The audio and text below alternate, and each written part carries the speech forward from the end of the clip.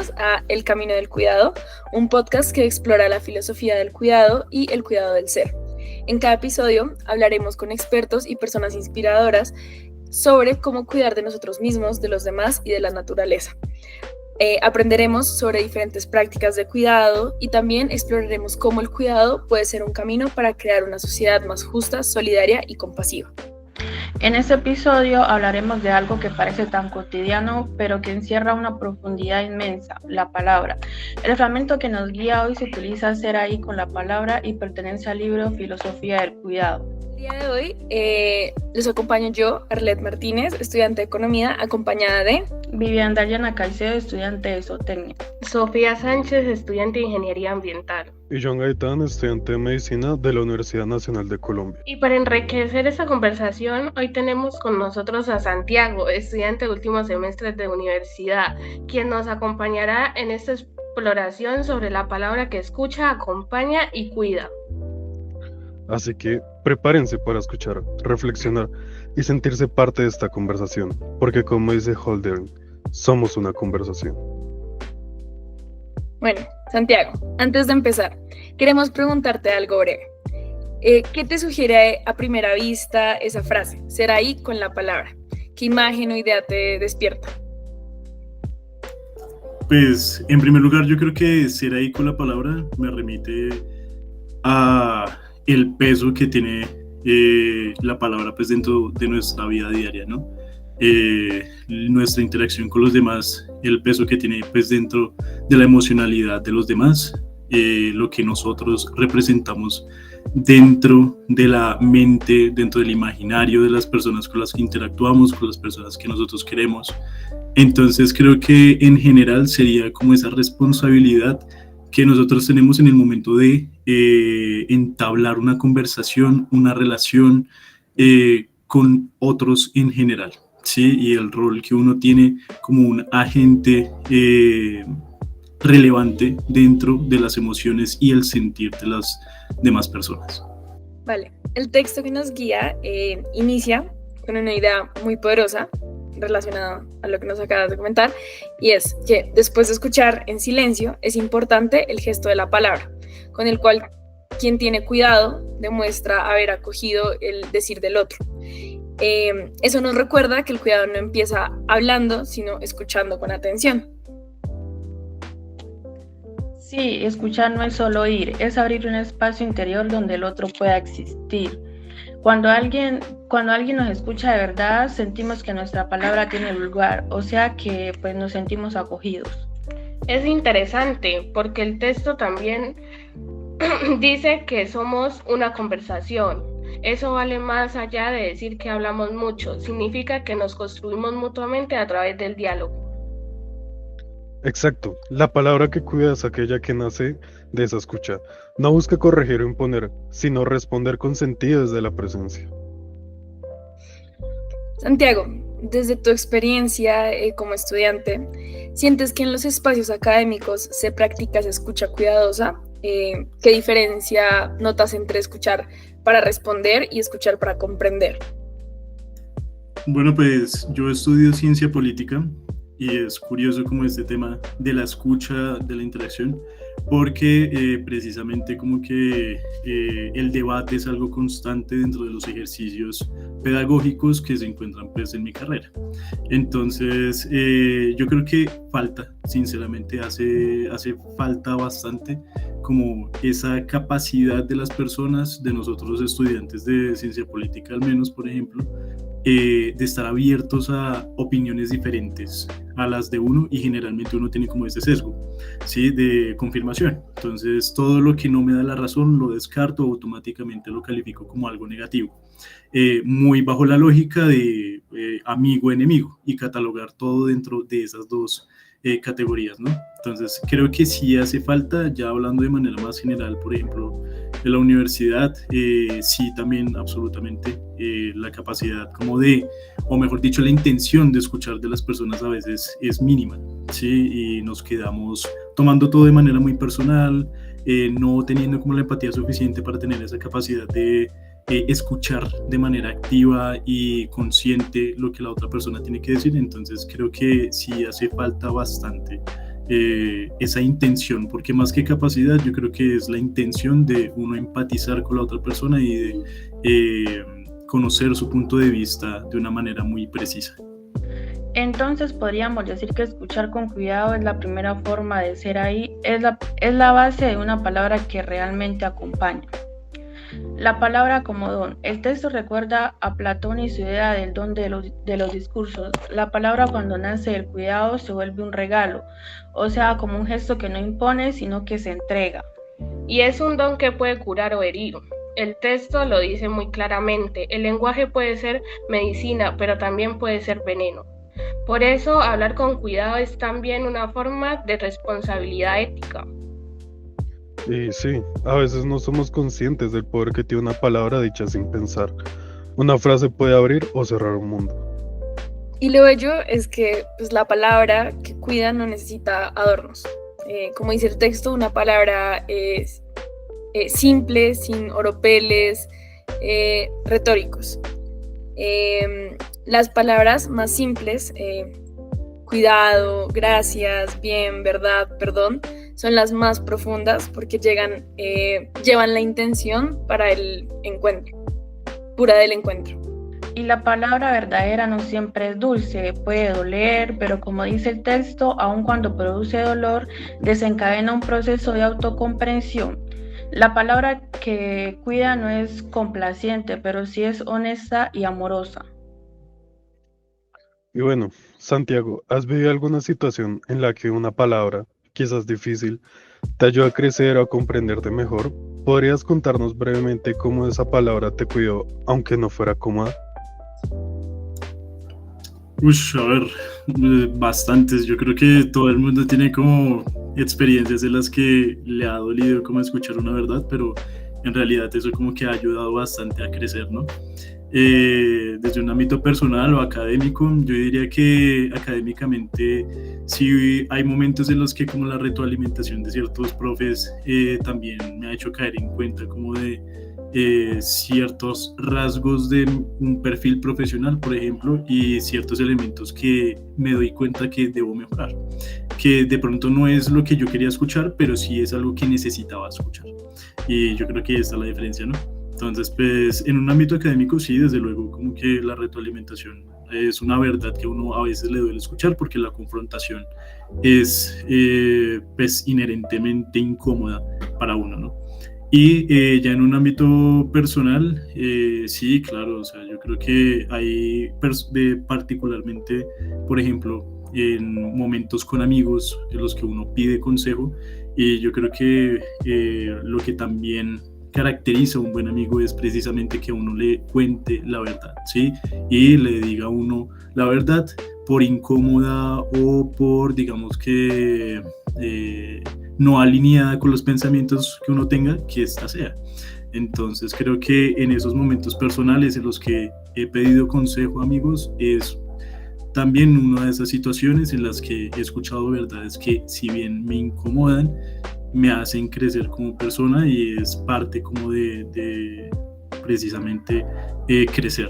En un ambiente, por ejemplo, también de discusiones políticas, ha habido momentos en los que compañeros afortunadamente me han hecho caer en cuenta de errores o también de situaciones que yo no quiero repetir, por ejemplo, y eso también me ha hecho crecer desde un punto de vista personal, desde un punto de vista político, que yo creo que eso también tiene mucho que ver, porque el cuidado, pues, siento y creo que es político y es algo que se remite a todos los campos. Entonces creo que en esas tres situaciones particulares he sentido, sí, eso de verdades difíciles de aceptar, pero que al final sí sirven para crecer. No, y aparte, como tú dices, es algo como muy común que nos llega a pasar a todos, y esto es lo que se nos hace interesante, ya que a veces el cuidado se disfraza de verdad, y es ahí donde la palabra se vuelve un auténtico don. Aquí aparece una noción preciosa, las suavitas de Cicerón. El texto explica que incluso cuando debemos decir cosas difíciles, hay que hacerlo con una suavidad que haga la verdad sostenible para el otro. Esto me parece esencial, porque cuidar con la palabra no significa evitar la verdad, sino decirle de una manera que no destruya. Sí, es una mezcla entre franqueza y delicadeza. Una palabra cuidadosa dice lo necesario, pero sin herir. Y el texto lo advierte, cuando intentamos decirlo todo, el discurso puede volverse violento. A veces el cuidado está en saber cuándo callar. Totalmente. El silencio también puede cuidar. El texto lo llama una palabra porosa, ligera, que deja grietas de sentido, es decir, una palabra que no lo ocupa todo, que deja espacio para que el otro respire. Y de lo que acabas de hablar me encanta esa imagen, dejar grietas de sentido, porque cuidar no es imponer significado, sino permitir que el otro encuentre lo suyo. En tu experiencia, Santiago, ¿cómo entiendes esa idea de la suavidad al comunicarte con otros? ¿Crees hoy en nuestra generación todavía valoramos la delicadeza en el hablar? Bueno, pues yo creo que me voy como a centrar un poco en un primer momento en ese último elemento de la pregunta, y es en nuestra generación. Yo creo que en nuestra generación precisamente como que la responsabilidad emocional ha adquirido como cierta popularidad, por así decirlo, al menos de manera cultural o discursiva, porque pues no todo el mundo la aplica, y creo que pues eso es más que evidente. Pero sí creo que es algo que se vive constantemente, las situaciones en las que pues evidentemente uno tiene que aplicarlo.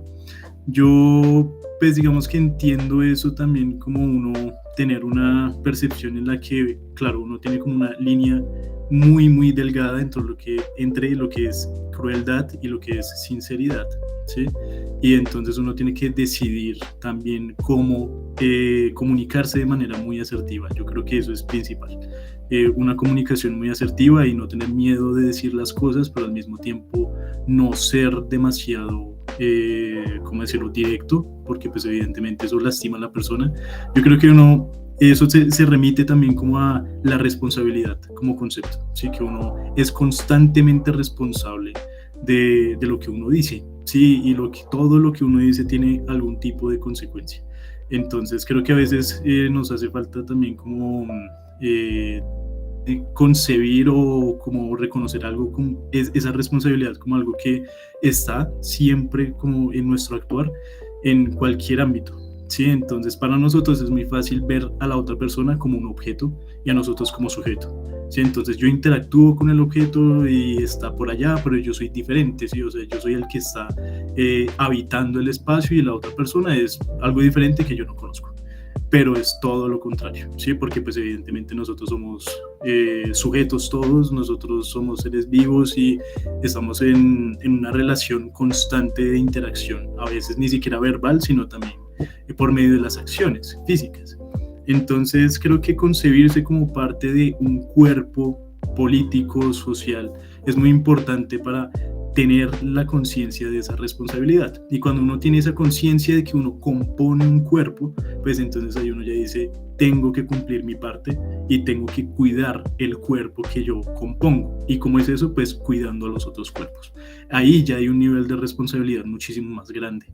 Y claro, pues digamos que en esto de ser sincero, pues ya uno tiene muchísimo más cuidado. En vez de soltar algo ahí al aire, ¿sí?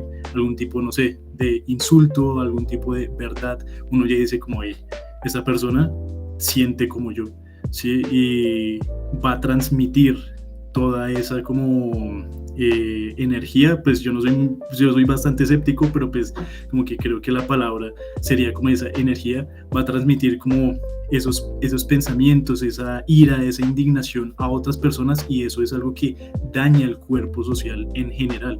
Entonces claro, ahí ya hay una percepción muchísimo más grande de la responsabilidad. Entonces yo siento que, y bueno, como que entiendo la sinceridad como eso, uno admitir que uno tiene una responsabilidad bastante grande con los demás, porque no solamente es con una persona, es con la cantidad de personas que interactúan con ella, ¿sí? Precisamente.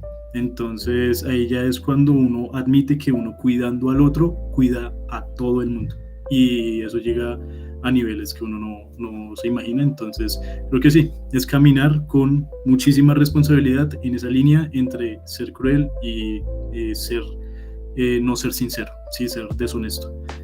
siempre bajo una mirada de cuidado. Qué valioso lo que acabas de decir. Tal vez esa suavidad es también una forma de resistencia.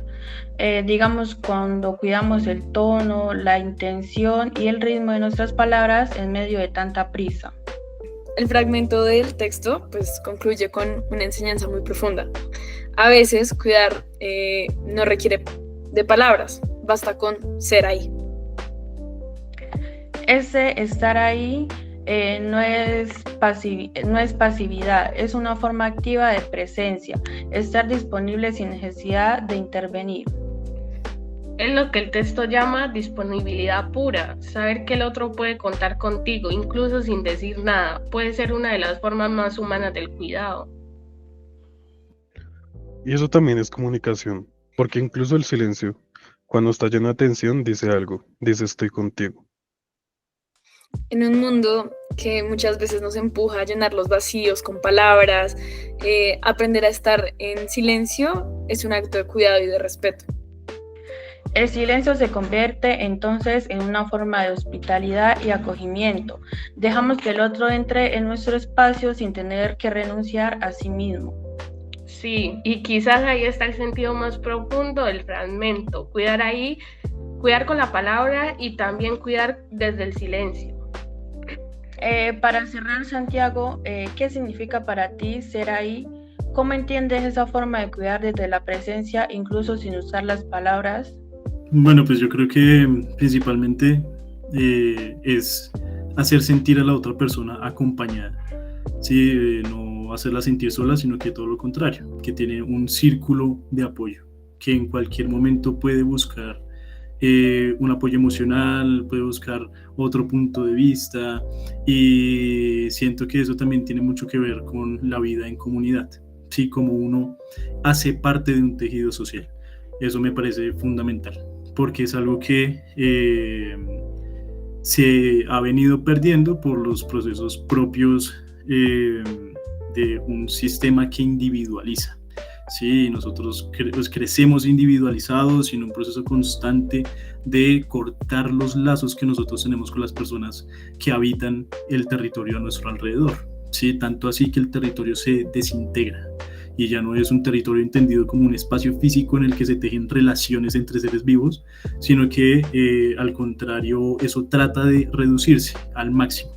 Entonces ya vemos nosotros que vivimos en casas y apartamentos, viviendas cada vez más pequeñas, que nosotros dependemos cada vez menos de la interacción directa con otras personas, y creo que eso es algo que compartirán en cierto modo, y es que eso nos hace sentir cada vez más solos, ¿sí? Más abandonados, y nos hace tener un círculo de apoyo cada vez más pequeño, y sentimos entonces que cada vez que tenemos, por ejemplo, no sé, una crisis emocional, es algo que nos compete solamente a nosotros, a uno mismo, y eso es algo que es tremendamente dañino, tanto para el cuerpo que nosotros componemos, como para pues, nosotros como cuerpo, sí, sencillamente, porque eso es algo que causa niveles de malestar tremendos. Entonces siento que ese acompañar en el silencio también nace de haber construido una relación de solidaridad con las personas a nuestro alrededor, ¿sí?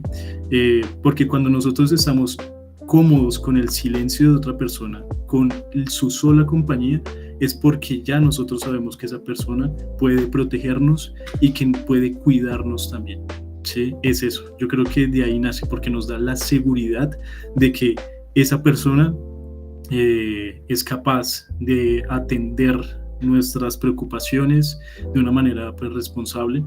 Entonces sí, creo que es muy interesante, porque no solamente se trata de que una persona cualquiera esté en silencio ahí acompañándonos, sino que es una persona que hace parte del tejido social que nosotros construimos, hace parte de una comunidad. Entonces cuando una persona nos acompaña, no solamente nos acompaña ella sola, nos acompaña toda la comunidad que uno compone, y ahí es cuando uno se siente acompañado, no por una sola persona, sino por toda una cultura, ¿sí? Por todas unas raíces que nosotros hemos construido y que nosotros activamente transformamos y que vivimos y que sentimos. yo creo. Entonces creo que es ese lazo de apropiación, ese lazo de sentimiento, ese lazo de una relación que nos transforma constantemente a través del afecto, lo que hace del silencio algo tan, del silencio y la compañía en silencio, algo tan valioso y algo que realmente lo llena a uno tanto en momentos de crisis. Me parece una muy buena reflexión. Y es que con esto hoy descubrimos que cuidar no siempre es hacer, ni siempre es hablar. A veces cuidar es escuchar, decir con verdad, callar con respeto y estar con presencia. Sí, que nuestras palabras sean lugares de encuentro, no de juicio. Que nuestras conversaciones abran mundos en lugar de cerrarlos. Bueno, Santiago, te agradecemos por acompañarnos y por compartir este espacio con nosotros, y a quienes nos escuchan por ser parte de esta conversación. Y recordemos, la palabra que cuida es aquella que con suavidad y sinceridad abre el espacio de ser ahí. Muchas gracias a todos por vernos. Esto fue El Camino del Cuidado. Si te gustó este episodio, dale like y no olvides suscribirte.